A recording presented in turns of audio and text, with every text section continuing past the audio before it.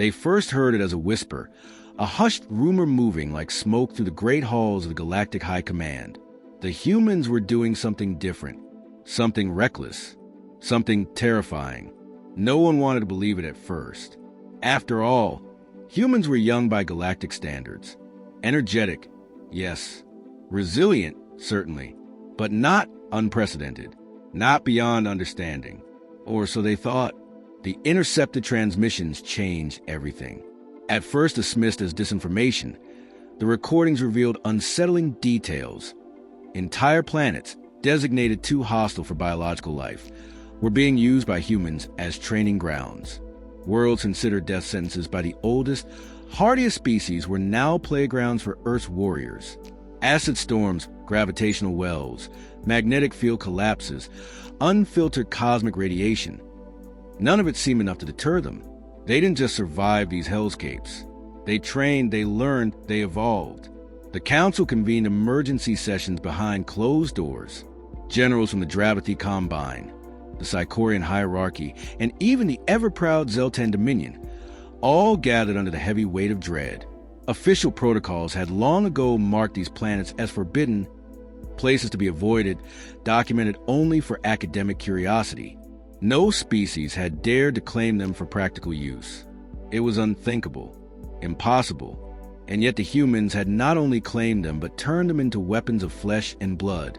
Across the stars, ancient treaties prohibited military operations on volatile worlds, a safeguard written into law after Gravinox extinction wars. War games were to be conducted in neutral environments, under controlled conditions, where no unforeseen planetary hazards could influence the outcome. Stability was a demand. Predictability was security. But the humans, they broke that paradigm without hesitation. The architect behind this reckless endeavor, hidden deep within Earth's secretive command structures, called it Project Crucible. While other species saw toxic atmospheres and crushing gravities as natural barriers, humans saw opportunity. The philosophy was brutally simple. If their soldiers could survive in the galaxy's worst conditions, no enemy army, no matter how advanced, would ever match them. It wasn't just about surviving chaos. It was about mastering it, turning disadvantage into advantage, pain into power. The very environments that spelled death for others became living, breathing instructors for humanity's best. A relentless cycle of hardship and adaptation, crafted by design, not desperation. Fear spread faster than fact. Alien analysts pored over the leaks, try and make sense of the madness. How had humans bypassed the treaties without sparking war? Simple. They didn't claim the worlds. They didn't colonize. They simply trained, left no permanent presence, and declared no sovereignty. In a galaxy obsessed with legal definitions and territorial markers, humanity slipped through the cracks like smoke through a sieve. Their daring baffled the bureaucrats and infuriated the old guard. Species who had ruled by careful calculation suddenly realized that the humans had found a loophole not just in galactic law, but in the very understanding of what war could be. Training was no longer about honing predictable, controlled units. It was about forging soldiers into adaptive, chaos-hardened anomalies. It was about embracing uncertainty so fully that no battlefield, no matter how unpredictable, could ever truly surprise them. It was hard to comprehend how swiftly humanity's star rose. Less than a century ago, Earth was seen as a provincial backwater, barely worth diplomatic overtures. Their ships were slow, their colonies small, their reach laughable. Now, behind closed doors, the most powerful species in the galaxy whisper their names like prayers and curses alike. Human, Terran, Earthborn, each word now carried the weight of fear. And with that fear came questions, desperate, clawing questions. How many soldiers were undergoing this crucible training? What technologies were allowing them to endure conditions that would shred the organs of most known species? Were they augmenting their biology? Engineering cybernetic improvements? Had they discovered some new, horrifying secret of survival? No one knew for certain. Speculation filled the vacuum, each theory more terrifying than the last. If there was one unifying emotion among the alien generals, it was dread, not of human weapons, nor their fleets, nor even their growing diplomatic influence. No, the dread ran deeper. It came from the realization that humanity was training for wars no other species could even survive long enough to fight. Where others would perish on contact, humans would thrive. Where others would retreat, humans would push forward, stronger for challenge. They weren't just preparing to win battles. They were preparing to redefine what a soldier even was. There were reports, unconfirmed but persistent, that human infants born during planetary deployments already showed adaptations. Higher bone density, enhanced thermal resistance, genetic markers for accelerated healing. It wasn't just the soldiers changing, it was the species itself. Evolution, forced through hardship, directed by ambition, accelerated by brutal necessity. Humanity wasn't just preparing for war. They were becoming something new, something more. It forced a chilling question into the minds of those who had ruled the stars for millennia. If humans were willing to push themselves beyond biological limits for victory, what wouldn't they do? What ethical lines wouldn't they cross? What risks were too great? The answer, horrifying in its simplicity, echoed through every intercepted report. None. No limit. No line too sacred. No risk too dire. Where other civilizations found comfort in stability, humanity found purpose in struggle. Where others rested on laurels of history and tradition, humanity burned it all down to forge something stronger. They weren't just preparing for the wars of today. They were reaching forward, with bloodied hands and unbroken will, to claim the wars of tomorrow. And it was working. The message wasn't transmitted openly. It didn't need to be. The sight of a human regiment emerging from the ruins of a shattered training world, armor pitted and scorched, but their eyes shining with grim resolve, spoke louder than any declaration. The galaxy's rulers watched those images again and again, studying every frame, every movement, every hint of vulnerability. They found none. The panic grew, but so did the denial. Some clung to hope that humans were pushing too hard, too fast, that they would break themselves before they broke the galaxy, that no species could sustain such brutal training indefinitely, that the very chaos they embraced would eventually consume them. It was a comfortable thought, a lie whispered to soothe the waking nightmare. But those who had studied humans more closely, their history, their myths, their endless wars against themselves and against nature itself, knew better. Humanity was not a candle burning too brightly. They were a forge, and each hardship was just more fuel for the fire. The galaxy had misunderstood Earth from the very beginning. They thought it was merely a planet. They failed to see it for what it truly was, a crucible. And now, as the galaxy stirred uneasily under the weight of this new reality, one truth became unavoidable. Humanity wasn't coming. They were already here, and they were just getting started. Project Crucible wasn't born out of desperation. It was born out of ambition, long before the galaxy understood what was happening. Humans quietly laid the foundations for the most brutal training regimen in known history. They didn't want to match other species. They wanted to surpass them, to stand in places where others couldn't breathe, couldn't walk, couldn't even exist, and turn those very places into proving grounds. No simulations, no hypotheticals, only the raw, unfiltered hostility of real alien worlds. The first planet chosen was Aurora 9, a name that still causes hardened alien veterans to pale.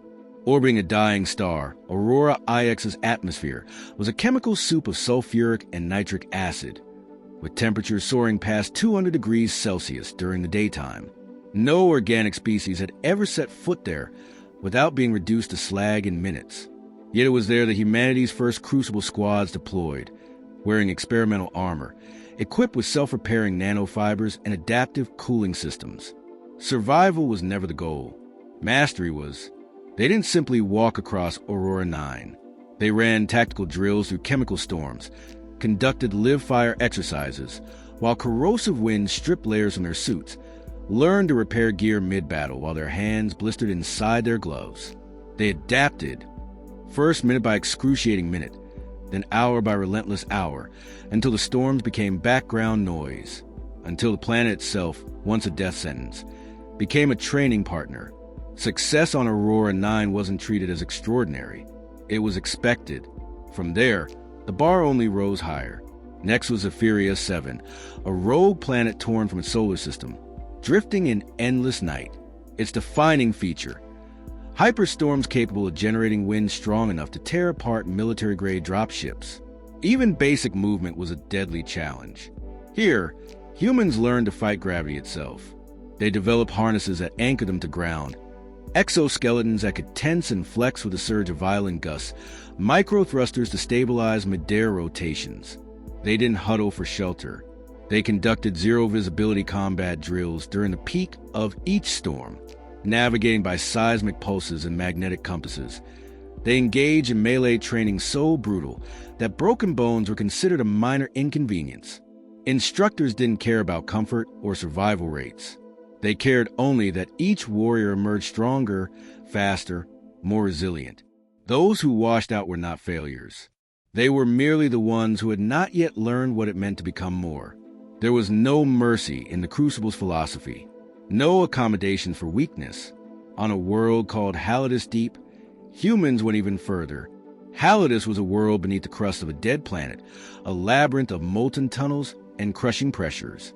Here, the rules changed completely. Gravity was unpredictable. Temperatures fluctuated in ways that made planning a death sentence. Electronic systems routinely failed. So humans trained their senses instead. They developed echolocation techniques by tapping on the cave walls, trained to navigate by subtle shifts in airflow, learned to fight blind in zero-light conditions. It wasn't enough to endure Halidus. Soldiers had to move like predators, feeling the world through instinct when all their tools failed them. Time and again, squads were sent below the surface. Time and again, they returned stronger. The Crucible wasn't just physical. It was mental, too. Humanity understood early that no matter how strong the body, the mind could still break. So they created the Mindscape, the most brutal psychological training protocol ever devised. Soldiers were subjected to relentless simulated stressors: isolation, betrayal, impossible moral choices, simulated deaths of comrades over and over again. They were tested against nightmares until the worst possibilities no longer triggered fear, only calculation. Every failure in the Mindscape cost them. Every collapse under the pressure meant starting over, not to punish, to refine, to make sure that when true horror faced them in battle, it would be a familiar companion, not a paralyzing adversary. Through all of this, humanity's willingness to embrace change pushed their evolution even further.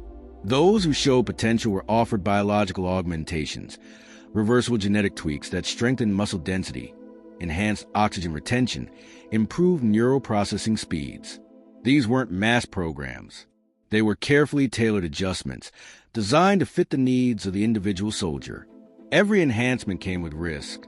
Every risk was taken knowingly, without hesitation. It wasn't arrogance. It was preparation. Humanity accepted that tomorrow's battlefield will be fought on terms dictated by the most extreme environments, the harshest conditions, the most relentless adversities. And they refused to let evolution proceed at its slow, natural pace. They chose to accelerate, to become what was needed before it was needed. Those who graduated from Crucible training were more than soldiers. They were anomalies. Each one had endured hardships no conventional army could replicate, and emerged honed, tempered like blades drawn from the hottest fire. They were capable of operating independently for weeks in toxic atmospheres, capable of enduring gravitational forces that would crush other species into pulp, capable of fighting in perfect coordination under conditions so chaotic that computers often fail to calculate success probabilities. And it wasn't just the elite special forces. Humanity's entire military doctrine shifted. Conventional units trained alongside Crucible graduates, absorbing the mentality, if not the full training. Fearlessness, adaptability, refusal to retreat even when logic demanded surrender. These principles spread like wildfire through Earth's forces. The result was something the galaxy had never seen before: an army without predictable weaknesses. No reliance on stable terrain. No dependency on clear supply lines. No expectation of rescue if things went wrong. Each human warrior became, in a very real sense, a sovereign force, capable of sustaining the mission long after others would have fallen. Even more terrifying to alien strategists was the realization that crucible training had cultural consequences, not just military ones. These soldiers didn't return home broken. They returned as legends, inspiring entire generations to seek out hardship, to view adversity not as something to be avoided, but as something to be conquered.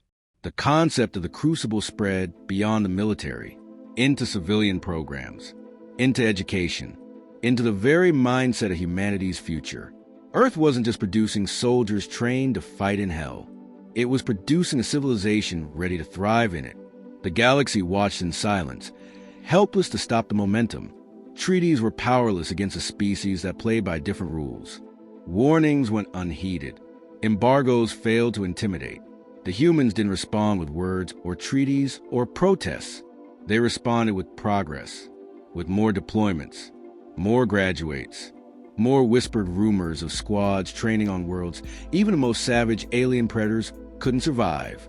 And behind every story, every intercepted transmission was a cold, unshakable truth. The Crucible wasn't a temporary project. It was the new normal. It was humanity's answer to the universe's hostility. A statement carved not in ink or law, but in blood, sweat, and willpower. Where others saw death, humans saw the forge. Where others saw hopelessness, humans saw the chance to rise. And every day, somewhere across the stars, another Crucible squad stepped into another impossible world, smiling as they faced the impossible, and took one more step toward a future no one else dared to reach.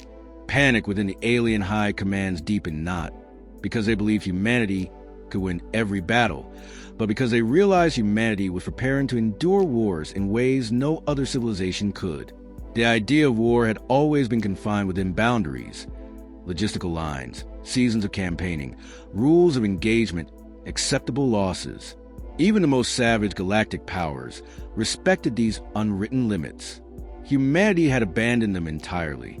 They were building a force that would not break when supply ships failed to arrive, that would not surrender when cut off, surrounded, or outgunned, that would continue fighting across shattered landscapes, chemical wastelands, and radiation-scarred planets where machines died and most life forms would suffocate or disintegrate. They weren't training for standard war. They were preparing to turn every battlefield into a home. Reports filtered back through desperate spies and increasingly nervous merchant networks.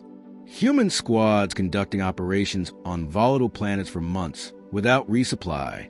Units surviving reactor meltdowns that obliterated entire regions. Survivors not only walking away from planetary collapses, but immediately seeking redeployment to harsher environments. Each report gnawed at the fragile sense of security the galactic powers had once enjoyed. It wasn't supposed to be like this. In theory, humanity should have hit natural limits. Biology could only withstand so much. Equipment could only endure so much environmental stress. Psychology could only tolerate so much trauma before shattering. Yet the limits kept shifting, stretching, breaking. Humanity treated the very concept of limits as another enemy to be conquered. Alien generals assembled think tanks to study the phenomenon. Mathematicians, war historians, bioengineers, sociologists all tried to map out humanity's path, to predict when and where they would falter. Again and again, the conclusions were the same: unpredictable. Traditional force projection models collapsed when applied to humanity's crucible forces. Risk assessments became meaningless when the enemy not only survived high-fatality scenarios, but thrived because of them. Worse still, early engagements with crucible-trained forces revealed an unnerving tactical evolution. Standard alien battle doctrines assumed that soldiers would retreat under overwhelming environmental pressures, that they would seek defensible terrain, that they would prioritize survival over victory when faced with annihilation. Human forces didn't follow those patterns. They leveraged environmental chaos as a weapon, luring enemies into toxic storms, collapsing unstable landforms under enemy armor, baiting fleets into orbital decay zones. Every natural hazard became another blade in their arsenal. For the first time in millennia, galactic powers began canceling war games near unstable planets. Not because their own forces couldn't survive the hazards, but because they knew humans could and would use those hazards against them without hesitation. Fear of humiliation, of being outmaneuvered by beings once considered primitive, began to reshape strategies across entire sectors. The political consequences were immediate. Coalitions fractured. Treaties built on the assumption of environmental safety eroded. Some species argued that humanity's methods violated the spirit of galactic law, even if they technically broke no rules. Others insisted it was too late for arguments. The arms race had already begun, and humanity was winning without firing a shot. Economic effects rippled outward as well. The demand for countermeasures exploded. Atmospheric stabilization fields, mobile shelters capable of surviving nuclear winters, specialized armor suits designed to endure gravitational collapses. Entire industries were reshaped around the fear of what humanity might unleash next. Defense budgets skyrocketed. Research into extreme environment warfare that had been dormant for centuries was revived in panic. Yet, even with new technologies, alien generals knew their forces lacked the one thing they couldn't replicate: the human will to embrace suffering as a crucible rather than a catastrophe. No machine could program the kind of mindset that willingly walked into hell and called it classroom. No technology could manufacture the cultural shift that made resilience not a tactic, but an identity. There were rumors that attempts were made to create similar training programs among other species. None succeeded. The Zeltan's attempt to deploy their elite youth onto the volcanic moon of Verash ended in near total casualty rates within the first month. The Psychorian hierarchy's initiative to establish survival colonies on acid worlds collapsed under the mental strain, with even seasoned veterans falling to despair. Other species simply refused to even try, unwilling to believe survival in such conditions was possible, let alone sustainable. It became evident that humanity's strength wasn't just environmental adaptation. It was psychological adaptability, a cultural rejection of comfort as the natural state of being, a biological and philosophical willingness to suffer not for mere survival, but for dominance. Diplomatic channels grew increasingly desperate. Proposals were drafted to restrict training on hostile planets, to impose environmental protections under the guise of preserving natural planetary heritage. None passed. Humanity's representatives pointed out, with calm ruthlessness, that no law prohibited visiting unclaimed planets, that training exercises were internal military affairs, and that fear was not a valid legal argument. The more the galactic powers tried to contain humanity through bureaucracy, the more humanity thrived by ignoring it. They didn't waste time negotiating the old rules. They wrote new ones in the language of survival, written in sweat and fire and blood. A quiet, terrifying realization set in across the command chambers of the galaxy's most powerful species. Humanity wasn't just preparing for known wars. They were preparing for wars yet unimagined, for catastrophes that would break entire civilizations, for survival scenarios that most species wouldn't even comprehend until it was too late. They weren't reacting to threats. They were evolving toward inevitabilities. Those who understood humanity's deeper trajectory realized something even more chilling. In the past, great galactic civilizations had risen and fallen when they failed to adapt to environmental disasters, supernovae, plagues, planetary collapses. Humanity wasn't merely preparing for enemies. They were preparing for existence itself, against a universe that was, by its very nature, hostile. If humanity kept moving along this path, there would come a day when no battlefield could truly challenge them, when no world would be too hostile, when no calamity, natural or artificial, could force them into extinction. They weren't just creating superior soldiers. They were ensuring the survival of their species across any conceivable future. And that future was arriving faster than anyone anticipated. Alien leaders scrambled to find an answer, a countermeasure, some final strategy that could halt humanity's ascent before it was too late. But deep down, in the quiet hours between emergency meetings and panic dispatches, the truth gnawed at them. There was no stopping it. Humanity had already crossed the point of no return. They had tasted the crucible, and they had decided they would never again be tempered by anything but the harshest fires the universe could offer. By the time alien civilizations fully grasped the depth of humanity's transformation, it was already too late to meaningfully counter it. A silent shift had occurred across the stars. Wherever there was danger, humans thrived. Wherever survival seemed impossible, humans built outposts. What was once considered a show of desperation by a primitive species had become a declaration of supremacy. The human frontier expanded, not by seizing territory from other species, but by claiming the places no one else dared to touch. Dead moons, shattered planets, rogue worlds adrift in the void. These became the homes, the academies, the stronghold of the people who had stopped asking permission to exist. Every newly claimed world stood as proof that hardship was not a deterrent to humans. It was an invitation. Alien diplomats attempted to salvage the situation. They offered alliances, trade agreements, even honorary titles in desperate bids to bind humanity into the old systems of control.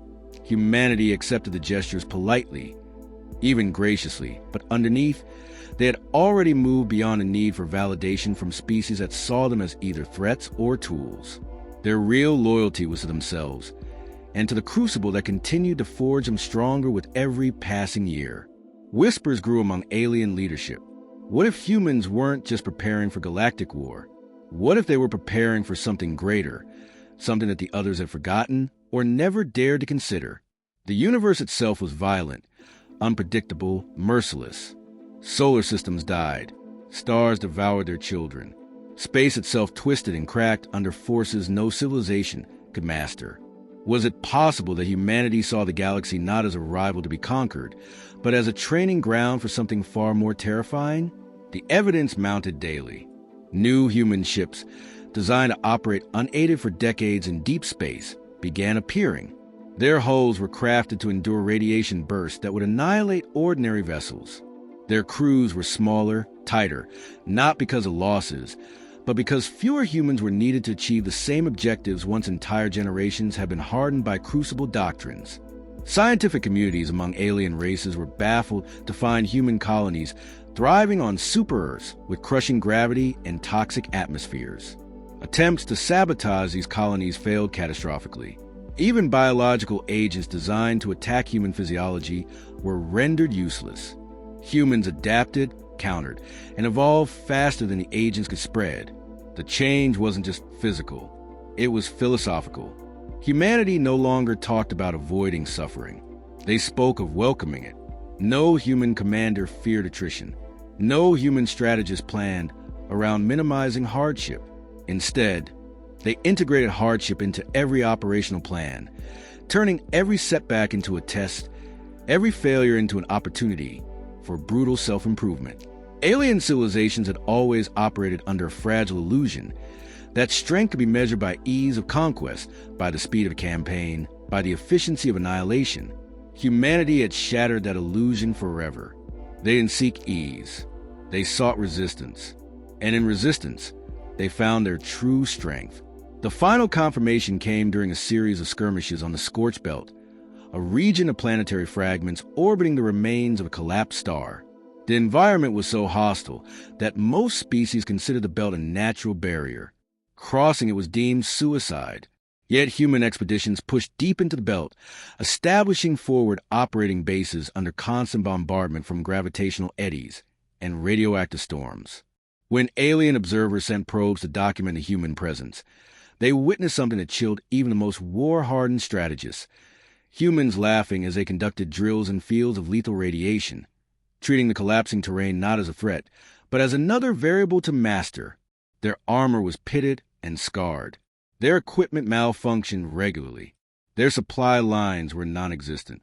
And yet they moved with purpose, coordination, and an eerie, unbreakable confidence.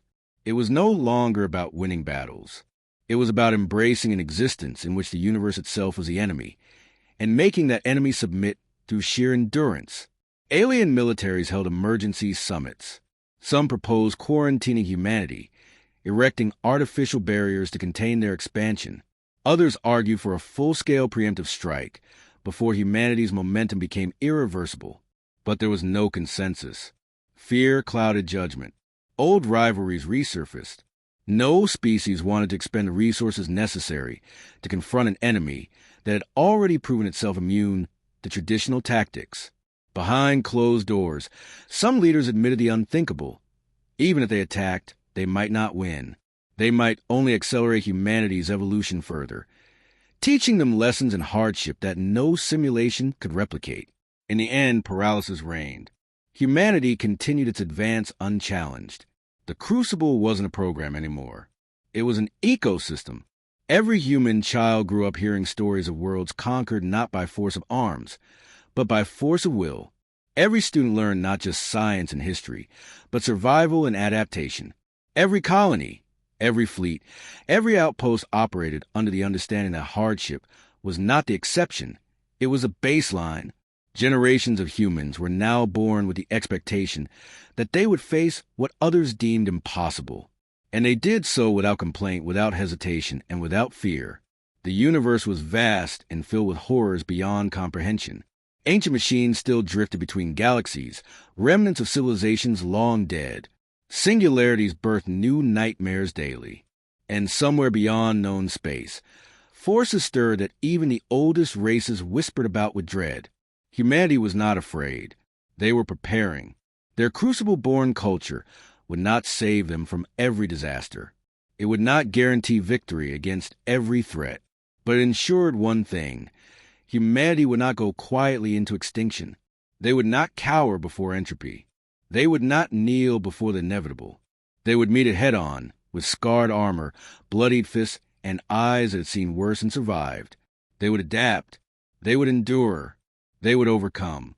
And in the end, whether the universe embraced them, feared them, or tried to destroy them, it would know that humanity had earned its place among the stars not by the grace of others, but by the merciless forge of their own choosing. The galaxy, once vast and unknowable, had become merely another frontier, and humanity had already begun looking beyond it,